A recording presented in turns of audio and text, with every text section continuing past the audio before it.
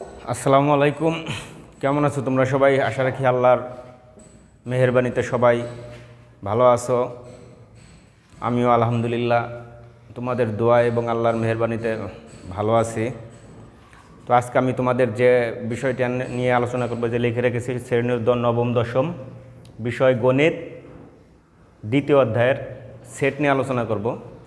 তাই সেট নিয়ে আলোচনা করার আগে আমাদের মূল বিষয়গুলো, মানে সেটের অঙ্ক করার আগে, মূল অঙ্কেতে যাওয়ার আগে বেসিক বিষয় নিয়ে আমাদের কিছু আলোচনা করতে হবে, জানতে হবে যে আসলে সেট কি, সেটকে আবিষ্কার করেন, এই টুকিটাকি বিষয় আর কি আমাদের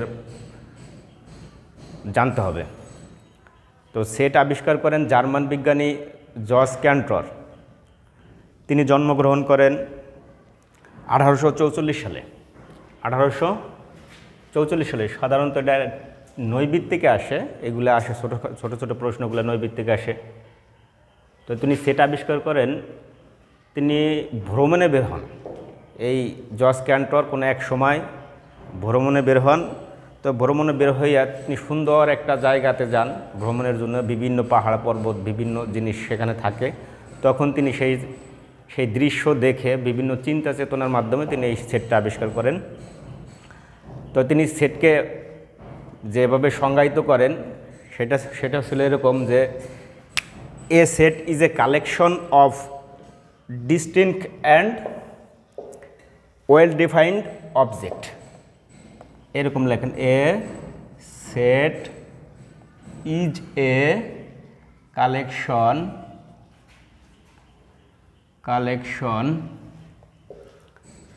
of distinct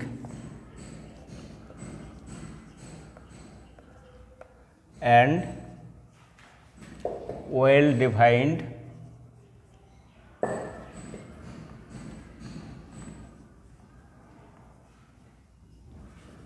defined object.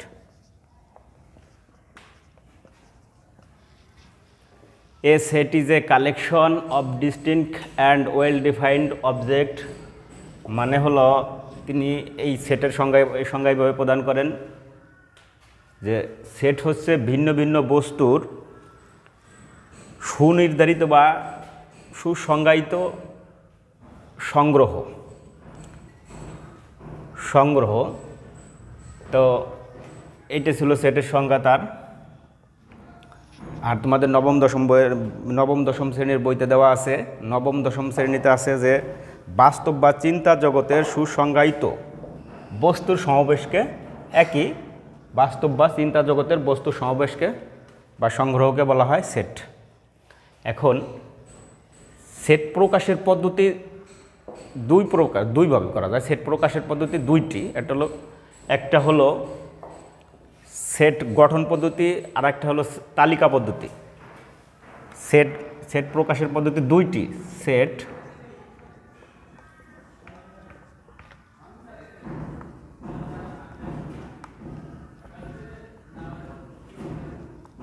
প্রকাশের পদ্ধতি দুইটি বা দুই প্রকারের, দুইভাবে করা যায়। দুই প্রকারের, এক তালিকা পদ্ধতি,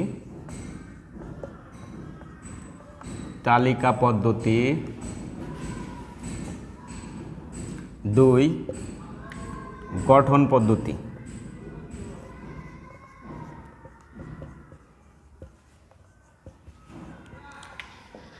তালিকা পদ্ধতি, গঠন পদ্ধতি। তো তালিকা পদ্ধতি হলো এমন একটা পদ্ধতি যেই পদ্ধতিতে সেটের প্রত্যেকটি উপাদান আলাদা আলাদাভাবে বোঝা যায় বা দেওয়া থাকে। যেমন যদি যদি একটা সেট হয়, একটা যদি সেট যেমন সমান মনে করলাম যে এ সমান 1 2 3 4, এটা হচ্ছে তালিকা পদ্ধতির উপাদানগুলা, তালিকা পদ্ধতি। আর মানে পুরোপুরিভাবে জিনিসটা বোঝা যায় যে সেট প্রত্যেকটা উপাদান আলাদা আলাদাভাবেই দেওয়া থাকবে তালিকা পদ্ধতিতে। আর গঠন পদ্ধতি হলো, গঠন পদ্ধতি গঠন পদ্ধতি হলো এই তালিকা পদ্ধতির সংক্ষিপ্ত রূপ। তালিকা পদ্ধতির সংক্ষিপ্ত রূপ আমি তোমাদের বুঝাইতেছি। যেরকম মনে করো এই যে করোনা মহামারী আসছে, এই মহামারীতে বিভিন্ন সরকার বিভিন্নভাবে অনুদান দিতেছে। তো অনুদান দিতেছে, ধরো একজন জেলা প্রশাসক একটা ইউনিয়নের চেয়ারম্যানকে সে বলে দিল যে আপনার ইউনিয়নে 50 জন লোককে, গরিব লোককে 50 জন গরিব লোককে এই অনুদান দেওয়া হলো। তিনি কিন্তু বলেন নাই কোন লোককে, তিনি বলে দিয়েছেন শুধু 50 জন লোককে অনুদান দেওয়ার জন্য বলে দিয়েছেন চেয়ারম্যান সাহেবকে। তখন কি করবে চেয়ারম্যান সাহেব এসে একটা তালিকা করবে, গরিব লোকের তালিকা করবে। গরিব লোকগুলো কারা কারা আছে, মনে করলাম এই যে এরকম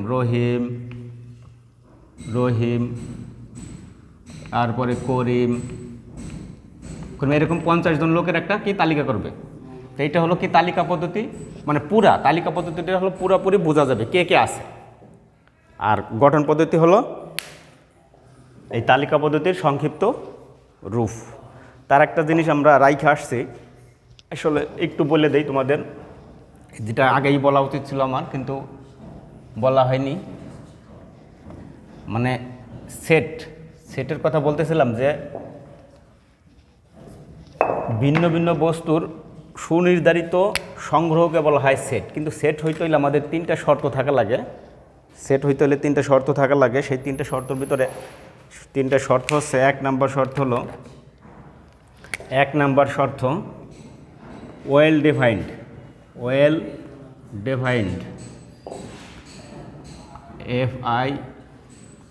ডিফাইন্ড, সুসংজ্ঞায়িত,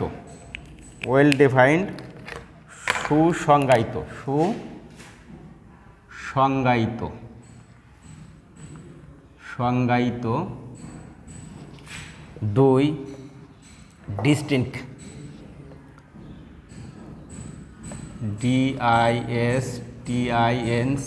ডিস্টিংক্ট, স্বতন্ত্র বা আলাদা। আরেকটা কি 3 নম্বর হচ্ছে সিরিজ ইন্ডিপেন্ডেন্ট। এটা হচ্ছে ক্রম নিরপেক্ষ, মানে ডিস্টিংক্ট সিরিজ সিরিজ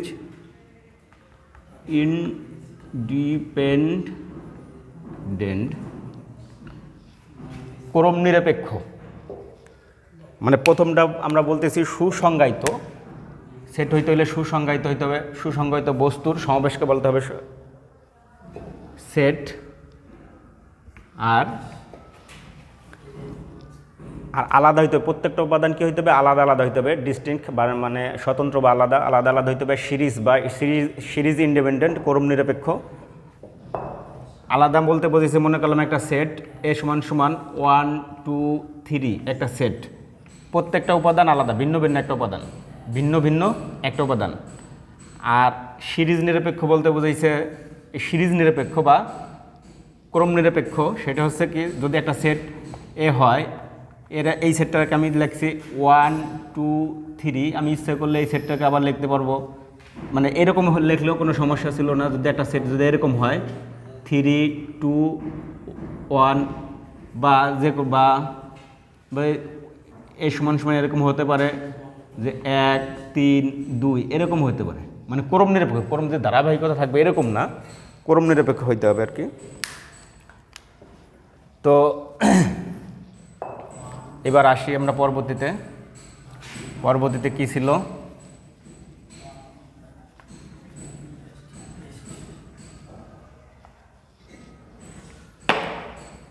পরবর্তীতে সেট গঠন পদ্ধতি গেছে, আমরা পড়ছি, তালিকা পদ্ধতিও বুঝছি। তারপরে আসছে সেটের বিভিন্ন ধরনের সেট নিয়ে আলোচনা করব। যেমন আছে সসীম সেট,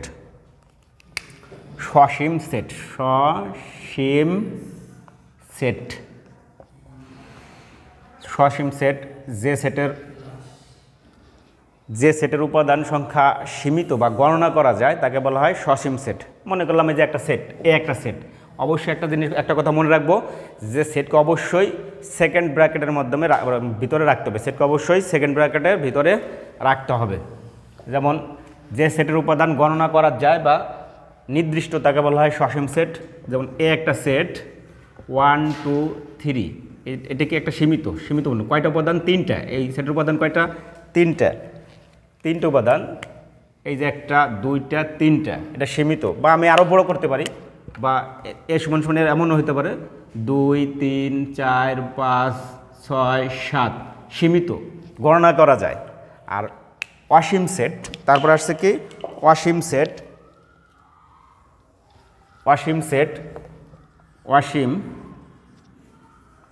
অসীম সেট যে সেটের উপাদান সীমিত না, যে সেটের উপাদান সমূহ সীমিত না বা গণনা করা যায় না, তাকে বলা হয় অসীম সেট। যেমন 1 2 এ সমান সমান একটা সেট ধরে নিলাম 1 2 3 4, তারপর ডট ডট, মানে অসংখ্য সেট আছে, এটা গণনা করা যায় না, আরও অনেক আছে, এটাকে বলা হয় অসীম সেট। তারপরে আসছে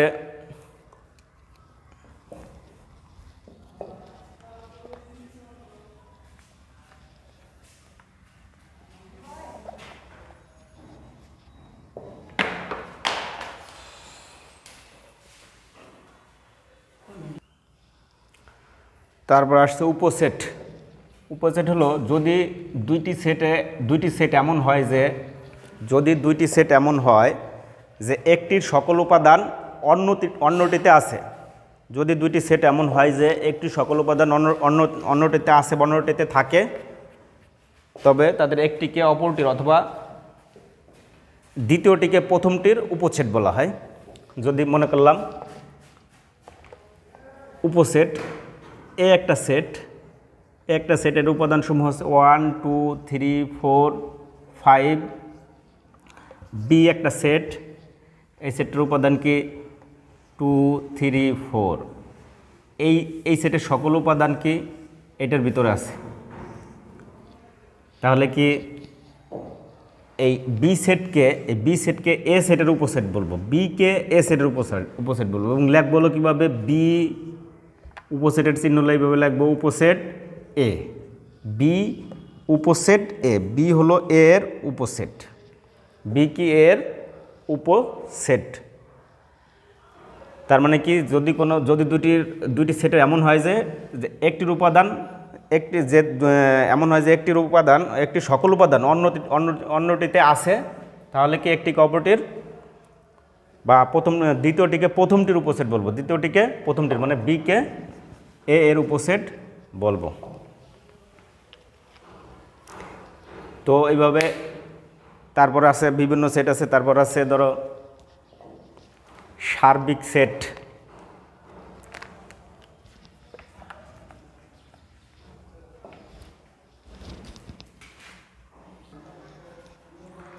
প্রকৃত উপসেট দেখো, প্রকৃত উপসেট কি বলা হয়েছে? যদি এ ও বি দুইটি সেট হয় এবং এ সেটের প্রত্যেকটি উপাদান বি সেটে থাকে এবং এ সেটে অন্তত একটি উপাদান থাকে যা বি সেটে নেই, তবে বিকে এর প্রকৃত উপসেট বলা হয়। যেমন এই যে এ একটি সেট আর বি একটি সেট, তাহলে বি হলো এর প্রকৃত উপসেট। কারণ কি দেখো, যে বি 2 3 4, অবশ্যই 2 3 4 আছে, 2 3 4, কিন্তু এতে আছে একটা বেশি আছে, মানে এমন একটা উপাদান থাকতে হবে যে বি সেটে নাই, অন্তত একটা উপাদান এতে থাকতে হবে যেটা বিতে নাই। লেখা হবে কি প্রকৃত উপসেট? উপসেটে শুধু লিখতাম আমরা কি, উপসেটটা লিখতাম শুধু এরকম চিহ্ন দিয়া, এইরকম, শুধুমাত্র উপসেটের চিহ্ন ছিল এরকম, আর প্রকৃত উপসেট শুধু নিচে একটা টান দিয়ে দেবো, তাহলে কি হয়ে যাবে? প্রকৃত উপসেট। তো আরেকটা জিনিস আমাদের বলি নেই তোমাদের, যে কোনো সেট নিজেই তার একটা উপসেট। যে কোনো সেট, মনে করলাম এই যে একটা সেট এ সমান সমান 2 3 4, এ নিজেই এই 2 3 4 সে নিজের আর একটা উপসেট, কিন্তু প্রকৃত উপসেট না। সেই জন্যই বলা হয়েছে কি এমন একটা উপাদান থাকবে এতে যেটা বিতে নাই, সেটা হলো প্রকৃত উপসেট।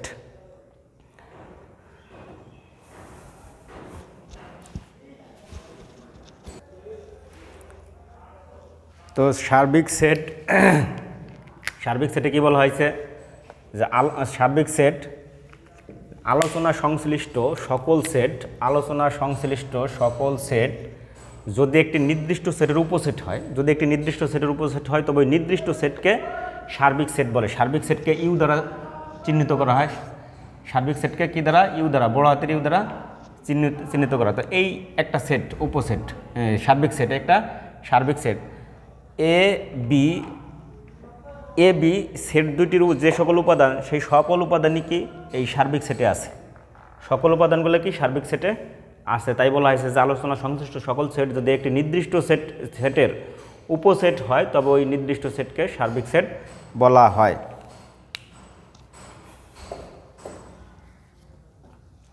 তাহলে এই এ বি সেট, এই ই হলো কি সার্বিক সেট। এভাবে আরও বিভিন্ন ধরনের সেট আছে, যেমন পূরক সেট, তারপরে সংযোগ সেট, তারপরে সেট, এগুলা জানতে হবে, তারপরে হলো অঙ্ক করতে হবে। যেমন মনে করে এই দুইটা জিনিস, এই সংযোগ সেট বা ইউনিয়ন সেট বলা হয়। সংযোগ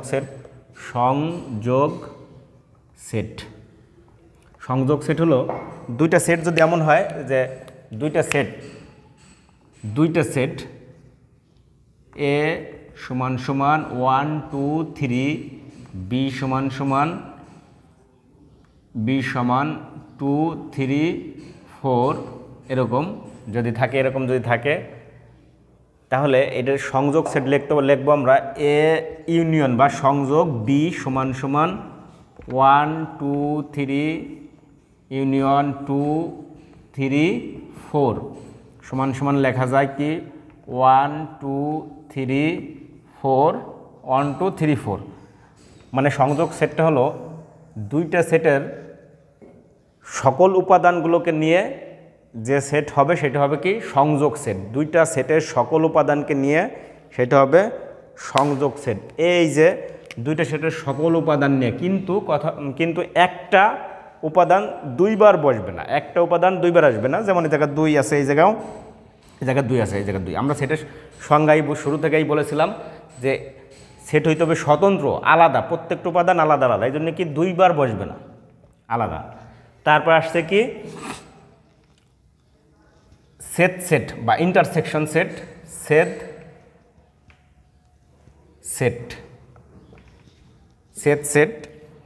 যদি দুইটা সেট এমন হয়, দুইটা সেটের সাধারণ উপাদান নিয়ে যে সেট হয় সেটা হলো কি ইন্টারসেকশন সেট বা সেট। সাধারণ উপাদান নিয়ে মানে যেটা কমন, যেটার সাথে যেটা মিল আছে। মনে করলাম কি এই যে দেখো মিল 2 2, এই পাশেও 2 আছে, এই পাশেও 2 আছে, 2 3 3, শুধুমাত্র 2 3। শুধুমাত্র যেই সেটে সাধারণ উপাদান বলতে বোঝাইছে যে শুধুমাত্র মিল আছে, যার সাথে এই পাশে দুইটাই মিল আছে, সেই উপাদানটাই আসবে। এইটা হচ্ছে সংযোগ সেট। এখন তোমরা মোটামুটি অঙ্ক করতে পারবা এই মানে এই বেসিক ধারণাগুলো জানা থাকলে তোমরা অবশ্যই অঙ্ক করতে পারবা। আর অঙ্ক করতে হলে অবশ্যই বেসিক জিনিসগুলো জানতে হবে, আর অবশ্যই জানতে হবে। এই বেসিক জিনিসগুলো না হলে পারবা না, এগুলো অঙ্ক করতে পারবে না। আর ফাঁকি দেওয়া যাবে না। অবশ্যই মনোযোগ সহকারে এই অনলাইন ক্লাসগুলো দেখবা। ফাঁকি দিলে অবশ্যই স্যারেরা বোঝে যে তুমি ফাঁকি দিতেছ। ফাঁকি দিলে, আমি এরকম একটা ছোট্ট করে একটা গল্প বলে শেষ করছি। মনে করো ক্লাসের ভিতরে পরীক্ষা হয়, সিএ পরীক্ষা বা ধারাবাহিক মূল্যায়ন পরীক্ষা হয়। তাই পরীক্ষায় একটা স্যারে সব ছাত্রছাত্রীদের মতামত নিয়ে একটা নির্দিষ্ট ডেট দিছে যে এই ডেটে তোমাদের পরীক্ষা হবে, তাই ক্লাসে যারা একটু ফাঁকি দেয় তারা মনে করো 3 জন আছে, 3 জন ওরা ওই ডেট মতো পরীক্ষা দিতে আসে নাই।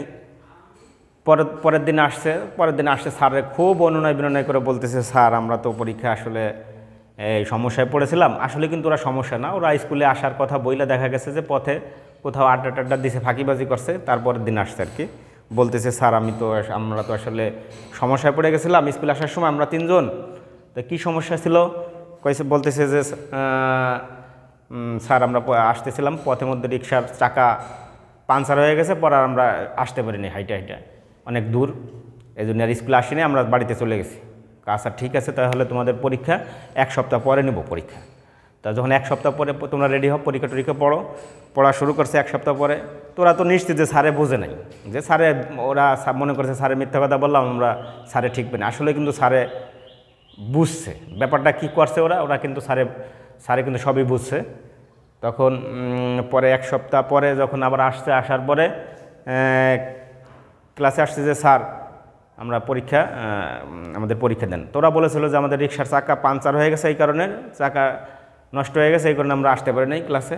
তো স্যারে বলছে ঠিক আছে তোমাদের খাতা প্রশ্ন করবো না, তোমাদের খাতা 3টা দাও আমার কাছে দাও। খাতা 3টা দিছে। তো স্যারে বলছে এই খাতার ভিতরে আমি প্রশ্ন লিখে দেবো, তোমাদের নাম রোল লিখে আমার কাছে খাতা 3টা দাও। নাম রোল লিখে খাতা 3টা দিছে। স্যারে শুধু প্রত্যেকটা খাতায় আলাদা করে লিখে দিছে যে তোমরা যে আসছিলা, আসার সময় এই রিক্সার চাকা যে বাস্ট হয়েছে বা পাঞ্চার হয়েছে, কোন চাকাটা বাস্ট হয়েছে 3 জনটা আলাদা আলাদা করে বসাই দিছে। আলাদা আলাদা করে বসাই দিয়ে বলছে যে কোন চাকাটা বাস্ট হয়েছে শুধু এটা লিখতে পারলেই তোমাদের সব নাম্বার ফুল। এখন ওরা এবার তো চিন্তায় পড়ে গেছে, আসলে কোন চাকা বাস্ট হয়েছে এটা তো 3 জনে কোনো পরামর্শ করি নাই। তাই কেউ দেখা গেছে যে কেউ খাতায় লেখছে যে প্রথম সামনের চাকা 3 জনে, কেউ লেখছে পিছনের বাম পাশের চাকা, কেউ লেখছে পিছনের ডান পাশের চাকা। আসলে তারপরে কিন্তু 3 জনই ধরা খেয়ে গেছে। আসলে তোমরা যতই চেষ্টা করো স্যারের ফাঁকি দেওয়ার, আসলে স্যারের ফাঁকি দেওয়া যাবে না, স্যারদের ফাঁকি দেওয়া যাবে না। এই জন্যই বলি যে একটু মনোযোগ দিয়ে পড়বা, এই অনলাইনের ক্লাসগুলো একটু মনোযোগ সহকারে দেখবা। সবাই ভালো থাকো, সুস্থ থাকো, সবার মঙ্গল কামনায় আজকের মতো এই পর্যন্ত শেষ করছি। আল্লাহ হাফেজ।